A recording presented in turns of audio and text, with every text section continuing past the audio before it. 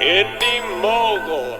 Hey guys, Russell here. This week is all about the basics of screenplay formatting. Next week I'll be covering more advanced formatting tips, but to know what I should cover, send me your questions at friday101mail@gmail.com, subject line, screenplay format question. If something isn't covered in this video, ask me about it. What do I do in this situation or that situation? One thing I know I'll be covering is what to do if two characters are talking at the same time, so that's a good example, but now it's taken, so don't ask that. Now, let's get to it.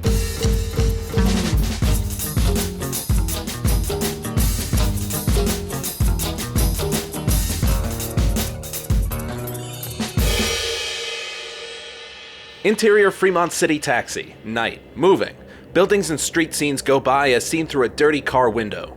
William, an older, gruff-looking gentleman who looks like he'd be more comfortable on a Western film set, is in the back seat of a rattling taxi, looking out the window at the passing urban decay.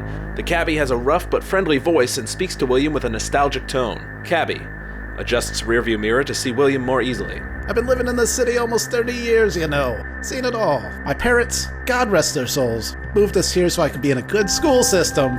The school system! Can you believe it? To look at this place? That was a quick excerpt from my short film script I'm currently working on getting made. In that short excerpt are the 5 basic elements of proper screenplay formatting. The slug line, or scene heading, the action, or description, the character name, the dialogue, and parentheticals, which is a lot of fun to say. The finer points of screenwriting will add more small elements to this mix, but for you beginners, especially those who have never written a properly formatted screenplay before, let's focus on these simple basics. There are many screenplay programs out there that help make formatting easier. That way you don't have to memorize so many different margins and then have to go through and set those manually. Final Draft was always my favorite program, and I used to use Movie Magic Screenwriter as well. But there's a free solution available to everyone now, and for the purposes of using something everyone can use, I'll be working in CeltX, which you can use yourself at CeltX.com.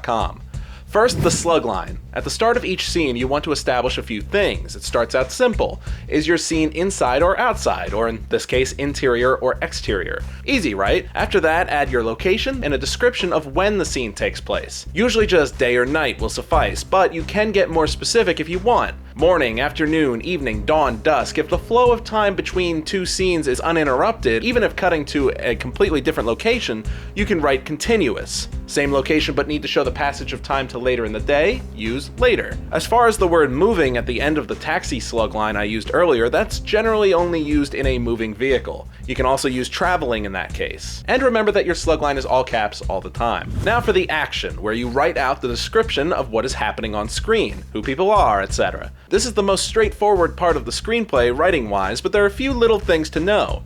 First, always write in the present tense. This line later in my script, William takes out a cigar and nods to the cabbie, would never be William will take out the cigar or William took out a cigar. Those just sound silly anyway. The first time a character comes up in the action, generally as they are introduced in the script, their name is capitalized. William, an older, gruff-looking gentleman who looks like he'd be more comfortable on a Western film set, is in the back seat of a rattling taxi. Try to sum things up to describe your character in the action as best you can. You don't want to give their entire life history, just enough to give the reader a feel for who they are. Notice rattling is capitalized also. This can be done to call attention to certain sounds and sound effects, and while there isn't really a definitive rule on when to do this, I think it's best used when it helps set a scene, like the rattling taxi, getting across that the cab is a piece of junk to help set the feel of the scene, or when it's important to what is happening on screen, which is why sound effects like gunshots and explosions are usually capitalized as well. And one last note about actions and descriptions, always have something between the slug line and the dialogue. Even just one quick line will do. Now we're at the character name. That's easy. All caps, centered, done. If a character is speaking from off screen, but is still physically a part of the scene, you would add OS in parentheses.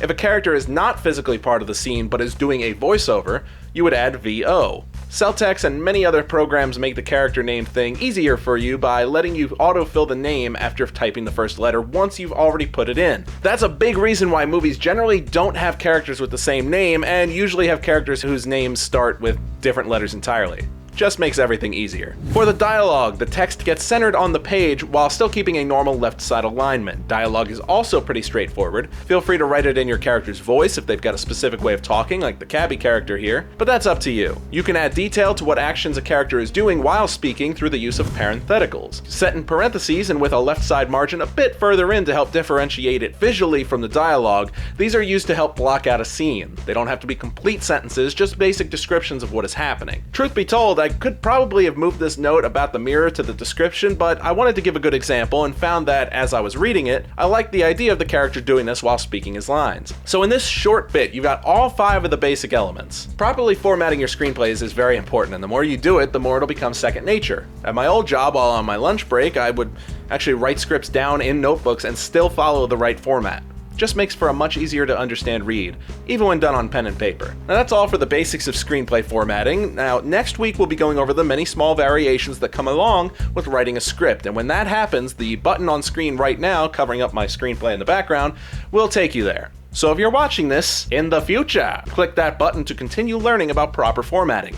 Remember to send all your questions about script formatting to friday101mail@gmail.com, subject line screenplay format question. Also, check out the other window to bring up the how-to playlist over on CeltX's channel, and go get yourself registered at CeltX.com if you want to get started writing. On a completely unrelated note, I recently recorded an appearance on the Ron Pertee Show, a great podcast that I was honored to be a part of, and that episode goes up on Tuesday, April 2nd at ronpertee.com. The link is on screen and in the description if you want to check that out. See you all next week.